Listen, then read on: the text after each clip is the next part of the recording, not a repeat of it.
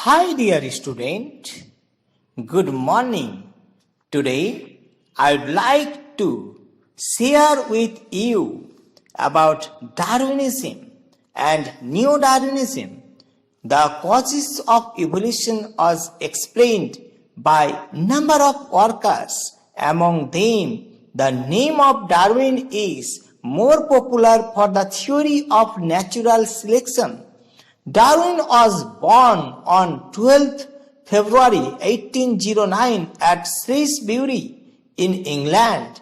In 1831, Henslow recommended him with the position of naturalist without pay on HMS Beagle, a ship arranged for a tour of world exploration planned by British Admiralty.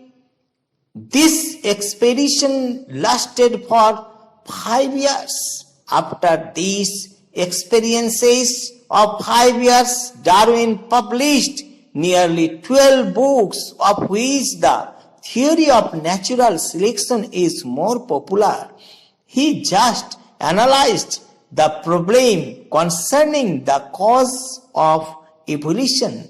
This theory, popularly known as Darwinism, which are overproduction, struggle for existence, variation and heredity, natural selection, and origin of new species. First of all, let us see overproduction. It is related to rate of reproduction among animals. If the offspring of all animals survive well in nature, it will create a definite crowded. As for example, a fly breeding in April could have 191,000 billion descendants by August. In response to the rate of reproduction of a species, it is well known that its number remained roughly constant under a fairly stable environment. It causes more population density, and there will be no place to move on the entire globe. The answer of this question will be given by second law, that is struggle for existence. Struggle may be interspecific struggle, that is the struggle between organisms of different species living together is known as interspecific struggle. Next is intraspecific struggle. This is the struggle between same species, and then struggle with environment.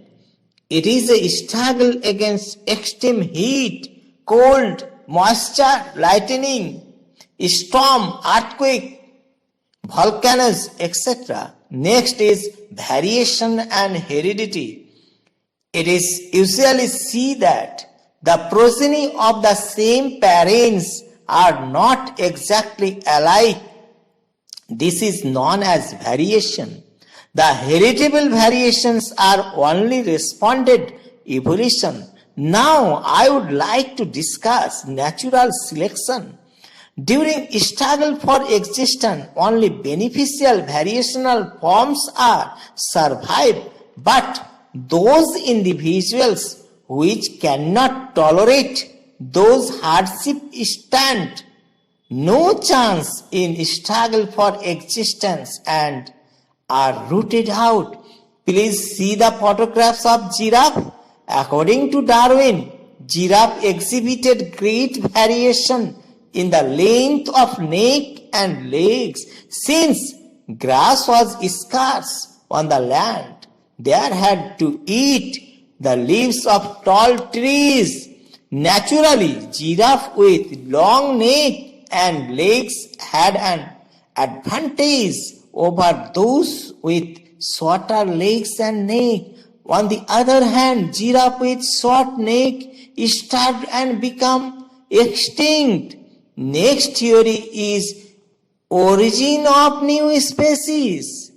The above changes in the body of the organism changes them to another form, that is origin of new species. The formation of new species is addition in the scale of evolution.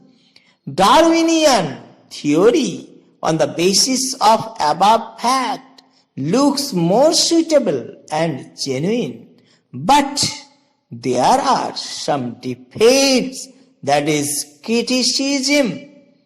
Darwinism theory stays upon small fluctuating variation which are to a large extent non-heritable and can play no part in the presence of evolution. It does not explain use and disuse. He did not differentiate between somatic and germinal variation. He explained the survival of the fittest, but not the arrival of the fittest. Now lastly, I would like to say something about Neo-Darwinism. Wallace, Thomas, Henry, Huxley, Weizmann, etc. were the supporter of Darwin theory. They have made considerable modification to avoid the above criticism. This concept is known as Neo-Darwinism. This theory will be studied under variation, mutation, natural selection, genetic drift, and isolation, which are already I have described in my previous video, the modern synthetic theory. That's all. Thank you. See you again with my next video.